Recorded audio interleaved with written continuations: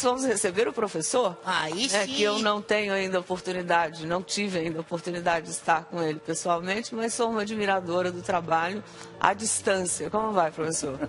Bem-vindo, viu? Prazer. Bem-vindo aqui Prazer. na nossa obrigado, casa. Obrigado. Eu sei que de vez em quando você vem aqui, posso chamar de você? Claro, claro. Você vem aqui na Globo, já deu tentei ir várias vezes, mas não consegui o horário que você tinha. Enfim, mas fiquei sempre na frustração de não estar em nenhuma palestra sua. É um prazer estar aqui hoje. Muito obrigada. Com você e com o mais famoso psitacídio do Brasil. Bom dia, Esse é o Louro professor. José. Bom dia, Louro. Pô, que prazer receber Vamos você. sentar aqui, olha. Deixa eu colocá-lo aqui. Dá uma licença, Cristal? Dá? Aqui é casa mesmo. Aqui, é, obrigado. Por favor. Obrigado. Você viu, por favor. Você viu aí, a gente fez uma... Acho que você estava assistindo a nossa matéria a respeito dessa geração millennials, né? E você fala bastante com essa geração, né?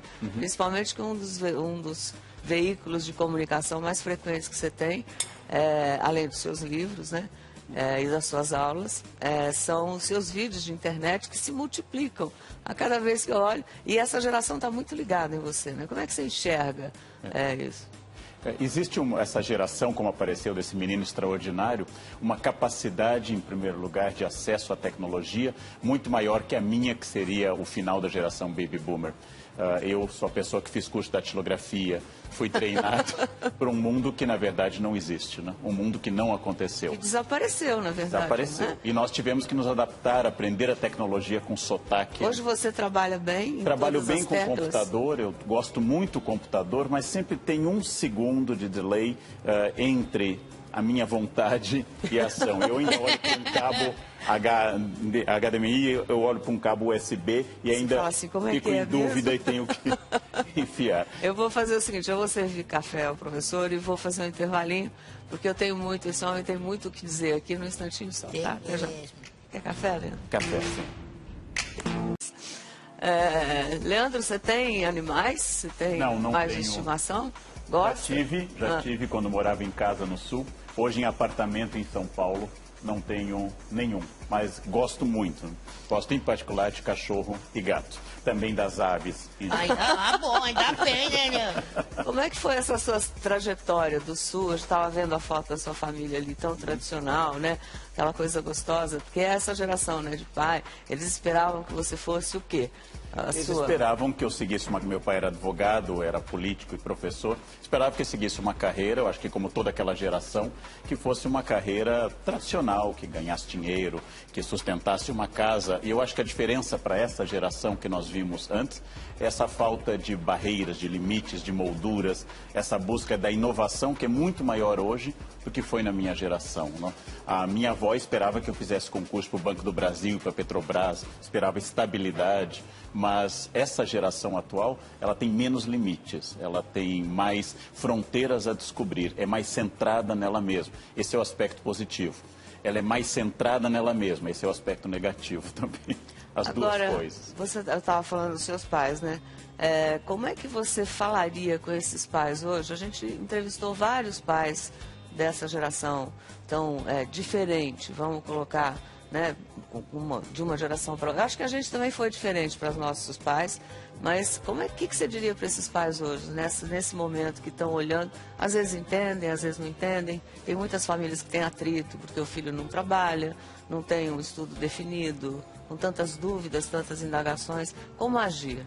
Bem, quase todas as gerações em história, Ana, sem exceção, pensaram que a geração seguinte era pior do que a sua. Pensaram que havia uma decadência, pensaram que hoje não é mais como na minha época. Este é apenas um sinal de que eu estou envelhecendo. Todas as gerações são diferentes. Os nossos pais que reclamaram que os jovens de hoje são diferentes, também ouviram de seus avós que eles eram diferentes. Então, nós temos diferenças geracionais. Isso é fundamental. O fato de nós morrermos torna o mundo mais possível de transformação, senão seria insuportável se todos fossem imortais. É preciso entender que existe diferença entre as pessoas, que as pessoas não são fixas e o pior tipo de pai é aquele que acha que o filho deva ser um espelho dele, uma estátua tirada do molde dele. Um filho é autônomo, um filho é único, os irmãos não são iguais e cada geração tem que construir um valor novo, inclusive usando uma expressão freudiana, tem que matar o pai, ou seja, tem que se rebelar contra alguma coisa que foi da geração anterior para que o mundo se transforme. Eu acho que é preciso olhar no rosto, conversar, entender que meus valores não são eternos nem universais, mas que há coisas que perpassam todas as gerações, desde a geração perdida até a geração Z atual. É o fato de que eu tenho que respeitar o espaço do outro, entender a diferença e entender que o outro não é um espelho meu. Isso é fundamental para pais, para professores e para todo mundo. Você acha que essa geração, dos pais da geração Y, estão preparados para isso? Como é que eles podem buscar ajuda para se preparar? Não, ninguém está preparado. Você não estava preparado para se tornar uma estrela da Globo. Você se tornou. Você não pensava. Eu não estava preparado para ser um professor presente na mídia. Não existe uma essência antes da existência. Não? Existe o fato de que você foi descobrindo o caminho. Você foi acertando, errando e foi construindo um modelo.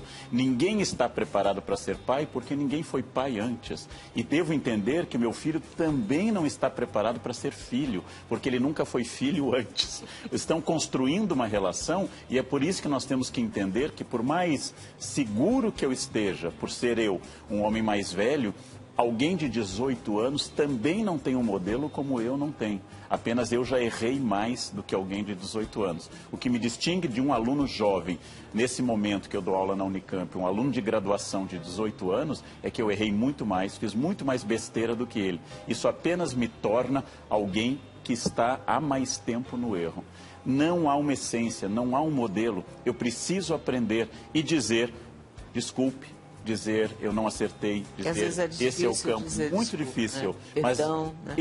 essa compreensão, Ana, eu acho fundamental de você entender que cada um constrói o seu modelo, cada um está fazendo uma história que não é igual a outras histórias e parar de buscar um modelo ideal, desde que se respeitem alguns limites que não admitem relativismo, como, por exemplo, a ética, a compreensão do outro, a não violência física. Esses são limites, e esses limites não podem ser ultrapassados.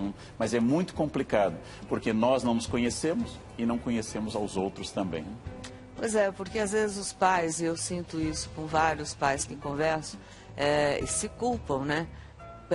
Por ter uma geração, por ter um filho ou uma filha que eles chamam de sem rumo, né? A sensação que se tem é que não tá com tração, um rumo definido, um caminho que a gente possa enxergar lá na frente o que vai acontecer.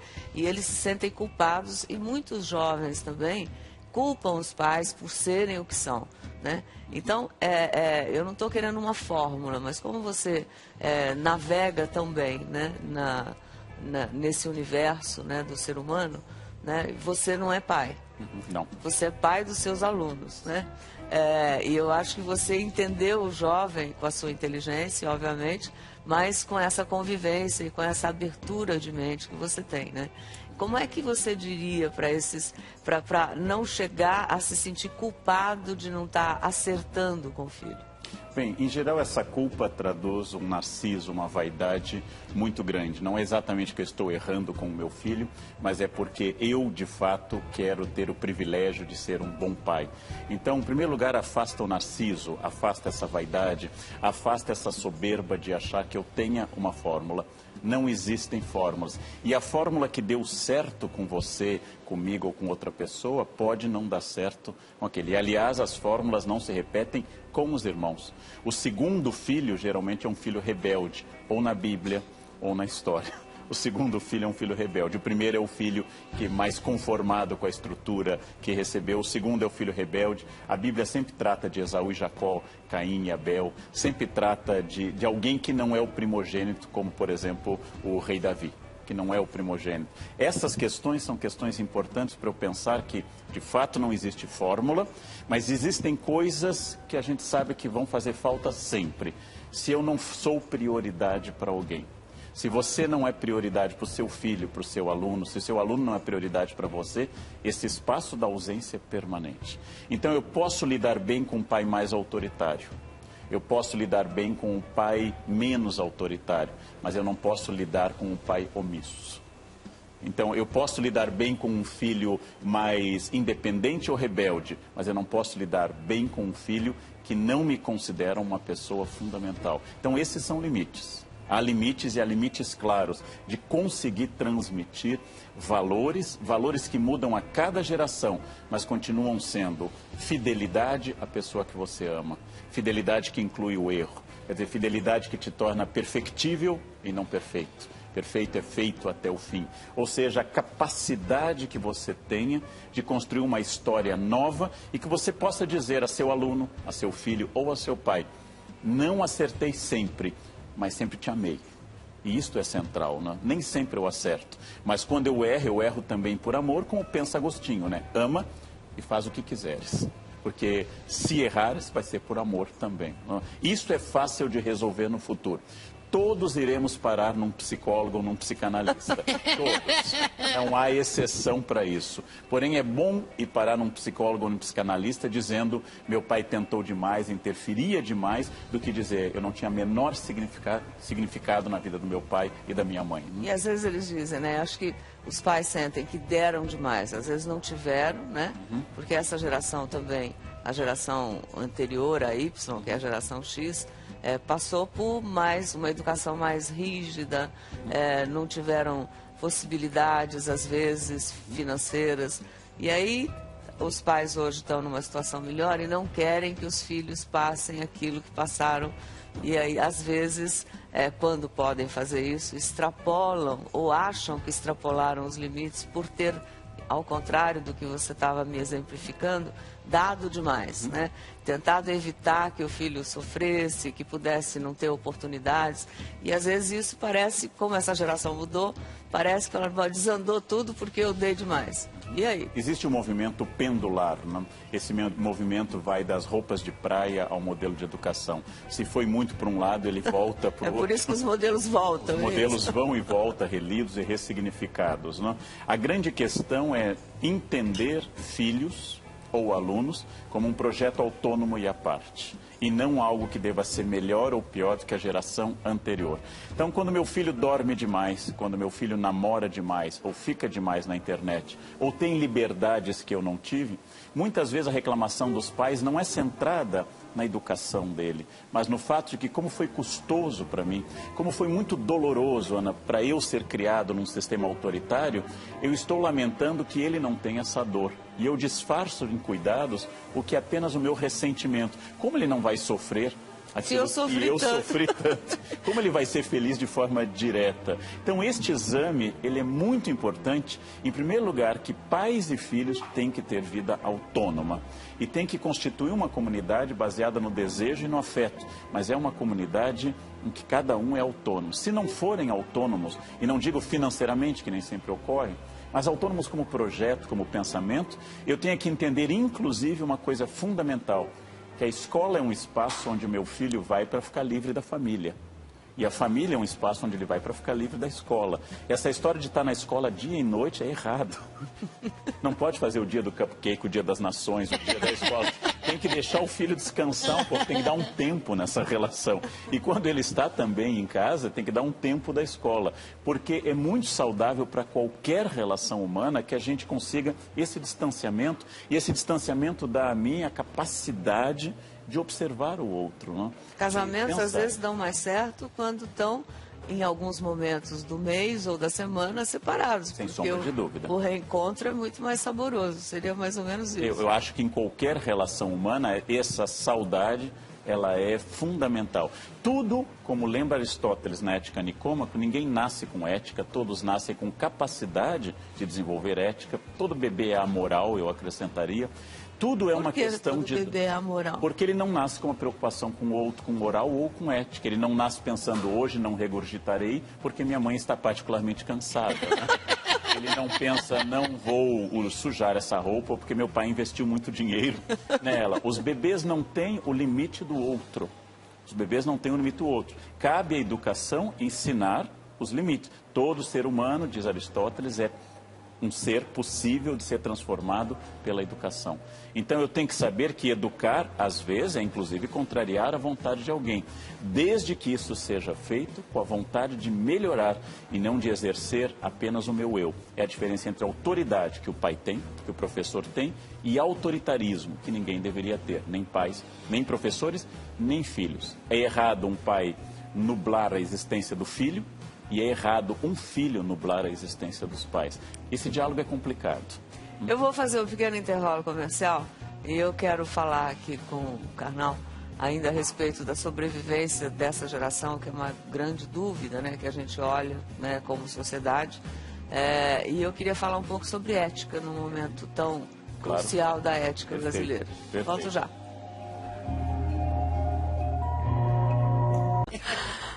Pois é, a gente está falando de uma geração que eu admiro muito, por sinal, né, voltados inclusive para a natureza. Essa preocupação com o outro é muito mais presente do que muitos jovens que a gente conheceu em outras gerações, e fomos inclusive. Mas o futuro disso, como é que você enxerga? Eu sei que você não tem uma bola de cristal, mas você deve estar analisando, você convive com muitos jovens, né? Como é que eles verão essa sobrevivência do dia a dia? Como é que você acha que vai ser essa nova família, né? Essa nova sociedade? Bem, é difícil, como você lembrou, é difícil profetizar, porque apesar de eu ter feito história e ser um especialista no passado, a pergunta mais comum das pessoas é sobre o futuro, nessa parte profética que o historiador é proibido de pensar. Eu tenho certeza que será diferente do valor e do tipo de família que formou a minha geração. Eu tenho certeza que vai constituir um outro modelo, mas não se trata de uma decadência, é simplesmente uma transformação. Meus alunos hoje, depois de 35 anos dando aula, eles não são menos inteligentes do que eram há 35 anos, mas é uma inteligência completamente diferente. Eles são menos aptos a ler um sermão de Vieira e prestar atenção no ritmo das orações subordinadas, e mais aptos a verem muitas imagens ao mesmo tempo. Uma inteligência mais imagética, mais de imagens, mais de absorver várias coisas ao mesmo tempo e menos de focar numa, e mais imediatista, querendo uma rapidez. Do tempo é aquela coisa. Exatamente. E aí é muito, um dos meninos disse na entrevista, né? Um mês ainda vai, mas 2 meses já é muito tempo. Demora muito. Demora muito. Você sabe que Sartre falava isso logo após a guerra, quando ele fez uma famosa palestra em 45, ele falava muito em projeto de vida. A ideia de você entrar numa empresa e ficar lá até morrer, aquela ideia de você cultivar um modelo permanente, com os seus benefícios e malefícios. Então, esses jovens têm uma ideia um pouco mais lúdica, um pouco mais prazerosa. Eu vou fazer o que eu quero, entrar numa universidade pública, como o menino fez um depoimento. Entrei, era o que eu queria. Entre querer e poder, há uma reunião na cabeça dos jovens. Eu quero, eu posso. E ele fez. Ele juntou energia ao plano, estabeleceu uma estratégia. E aí ele fez. Aí ele percebeu que um sonho realizado é um sonho superado. Acabou, então, já estou ele lá. foi para outro Próximo. sonho. Foi para outro sonho. O que eu esperaria? Que ele entrasse e concluísse aquele curso. Que ele ficasse naquele curso pelos próximos 40 anos. Que ele trabalhasse exclusivamente com aquilo. A minha geração não foi particularmente feliz. E quando as pessoas dizem, hoje o mundo está perdido, eu digo, a geração anterior à minha fez a Segunda Guerra Mundial. A geração anterior à minha fez genocídios. O mundo não era um paraíso perfeito, onde pessoas andavam com cestas de morangos pelas florestas, distribuindo para as pessoas. O mundo era violento e continua sendo violento. Os jovens estão mais rápidos na percepção e na mudança. Há também os extremos. Há uma doença no Japão, por exemplo, hikikomori, que o jovem entra no quarto e não consegue mais sair. Ele fica só na internet, ele tem uma espécie de agorafobia, ou seja, um horror à rua, à multidão, e ele fica preso. É um tipo de agorafobia ligado à internet. Ela é muito forte no Japão, mas ela está se espalhando pelo mundo. É o extremo disso. Alguém cuja realidade se torna totalmente virtual. Também em todas as gerações nós temos esses exageros, mas eu não vejo um declínio, uma superficialidade, apenas uma mudança. E aí, se eu não gosto dessa geração, se eu tenho outros valores, não é importante porque eu vou morrer antes. E essa geração virá necessariamente porque o tempo, ele é universal e ele ocorre para todas as pessoas. Então, como eu sempre digo, tirando a Rainha Elizabeth II, todos morreremos um dia, né? Todos um dia estaremos numa outra realidade. E esses jovens continuarão. E haverá um dia que jovens de uma geração ômega, ainda não criada, vão dizer para os jovens da geração Z, como você é lento, como você é careta, eu te odeio. E o mundo sobrevive a essas mudanças. Às vezes, são muito superficiais as mudanças, mas em todo caso, nós estamos perto de uma grande transformação que se iniciou na época moderna e se acelerou com a internet, com os computadores, no fim do século XX. Mas os pais têm a sensação de que são eternos através dos filhos, né? Sim. Então, quando você olha, você mesmo sabendo a finitude, e não sendo a rainha, você sabendo da sua finitude, você fica imaginando, né? Mesmo quando você não tiver, como é que será que o seu neto, como é que será que a tua família vai estar, né?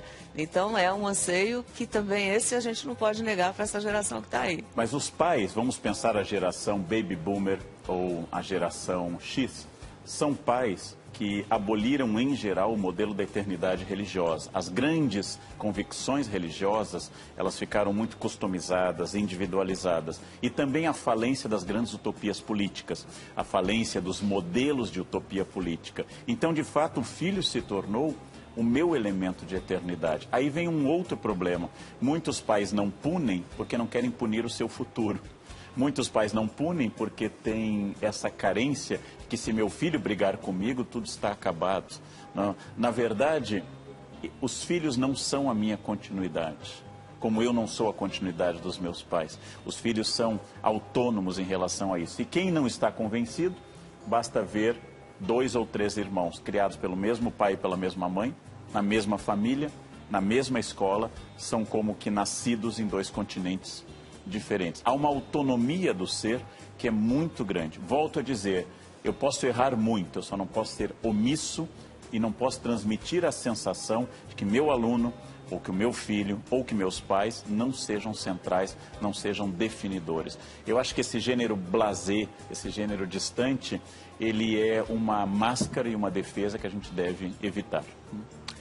A conversa é muito boa, eu muito tenho boa que mesmo. fazer um intervalo comercial. E eu volto já já. Vou usufruir de você, mas... Lourinho,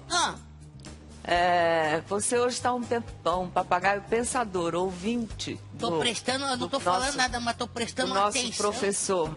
Do nosso professor. E eu queria, antes de me despedir de você, primeiro mostrar, que se você quiser conhecer um bocadinho mais, né, os pensamentos do nosso Leandro Carnal, tem um breve ensaio sobre o mal dizer, que é a detração.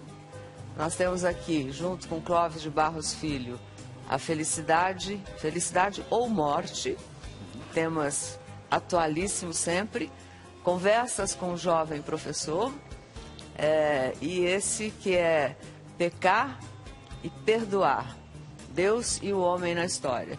Quer dizer, você mistura um pouco de toda o teu conhecimento histórico na vida do dia a dia de todos nós, não é? Esse último livro, Ana, foi uma nova capa agora pela HarperCollins, que o Vitor Burton fez um lindo trabalho. É um relançamento. É um relançamento de um livro que tinha já 3 anos, e ontem eu estava aqui no Rio, no Shopping Rio Sul, autografando, que é um estudo sobre pecados, sobre erros humanos, como uma psicologia da história. E é um livro que trata exatamente da nossa capacidade de errar e de reconstituir relações após o erro. E através disso eu penso no pecar e perdoar. Gostei muito de ter escrito, como eu gosto muito de escrever, escrevo para jornais, escrevo livros, que é uma maneira de comunicar com cada vez mais gente. E eu quero aproveitar nesse momento tão ímpar que o nosso país tem passado, e pedir que você definisse para mim ou falasse um bocadinho a respeito de ética. Nós estamos num momento historicamente muito importante, porque é a primeira vez que a ética entrou em toda a discussão nacional. Como é uma casa que não era limpa desde 22 de abril de 1500, o resultado é que a primeira água que está saindo é de uma sujeira indescritível. As pessoas estão decepcionadas quando, na verdade, deviam estar animadas que, pela primeira vez, muita gente importante está temerosa em função da pressão pública, em função de uma imprensa livre, em função de jornais, televisões e rádios que ficam pegando no pé dessas pessoas, em função de ações que estão trazendo à tona um novo padrão de país. E eu acho isso muito positivo. Na verdade, eu não lamento ou não fico dizendo que terror que esteja acontecendo, mas só pergunto por que não aconteceu antes. Afinal, uma das pessoas envolvidas disse que há 3 gerações que essa empresa suborna pessoas. Então, porque só na nossa geração este suborno, essa corrupção ativa se transformou no que se transformou? Porque nós decidimos botar o dedo na ferida. Qual é a definição mais pura de ética? A ética é um estudo que pode ser filosófico e histórico sobre valores no tempo, ela não é absoluta, e sobre o convívio, que para alguns é o convívio harmônico do bom e do belo, ou como lidar com o espaço do outro. Como é que eu convivo na pequena ética, que eu posso chamar de etiqueta? A etiqueta não é a frescura do garfo e da faca, a etiqueta é multiplicar a preocupação com o outro, dizendo muitas vezes, por favor, com licença, me desculpe, muito obrigado. E a grande ética social e política, aquela tratada por muitas pessoas e muitos filósofos, historiadores e sociólogos, que nos mostra como conviver sem que eu cause dano permanente aos outros e que eu possa existir em sociedade com um caráter complementar e com desafios sem ser destrutivo. É olhar para o outro. Olhar para o outro, não projetar meu eu no outro, não esperar que o outro seja um espelho de mim, conviver com a diferença dentro de limites. Que limites são esses? São os limites da própria lei e da própria ética. Eu não posso dizer, você é racista, mas isso é o seu jeito. Não. Racista, além de infração ética, é um crime, e é um crime inafiançável pela nossa Constituição. Agora, tirando esses limites grandes, a convivência com valores cotidianos. A ética começa em casa, ela continua no trânsito, ela vai nas relações entre homens e mulheres, na convivência entre identidades étnicas, e aí lá na ponta tem a ética política. Em geral, como eu sempre disse, não há país no mundo onde o governo seja ético e a população corrupta. E não há país em que a população seja ética e o governo corrupto. Sempre existe uma alimentação entre os dois planos. Todas as pessoas que estão nos jornais hoje, todas as pessoas envolvidas em escândalos, lembremos, foram eleitas pelo voto popular. Então é a nossa participação também nisso, para a gente botar o dedo na nossa consciência. Leandro, um grande prazer te receber. Grande prazer estar aqui, Ana. Ah, que pena que acabou. Mesmo pelo seu tempo. A gente, infelizmente, já está indo embora. Mas eu queria convidá-lo para voltar e falar de outros assuntos que a gente sempre aborda aqui com um olhar para a família, para a sociedade. Grande prazer para quem não está podendo acompanhar. Nós estamos num espaço transparente sobre carpas coloridas, nishikigoi para os japoneses, cercados de uma floresta onde está chovendo hoje no Rio, mas está lindo, com uma mesa ótima. Eu estou aqui olhando as coisas enquanto a gente fala, mas está um ambiente muito bom. Né? Muito obrigada mesmo, um prazerzão. Obrigado. E espero continuar te vendo aí, fazendo sucesso. Obrigado, querida. Um exemplo aí para todos nós. Obrigado. Tá bom? Muito obrigada mesmo. Eu que agradeço. Tenha uma boa Páscoa. Obrigado, até logo. Boa Páscoa. Professor, até muito logo, legal. José. Até breve. Até logo, José. Você é o José. Mineiro,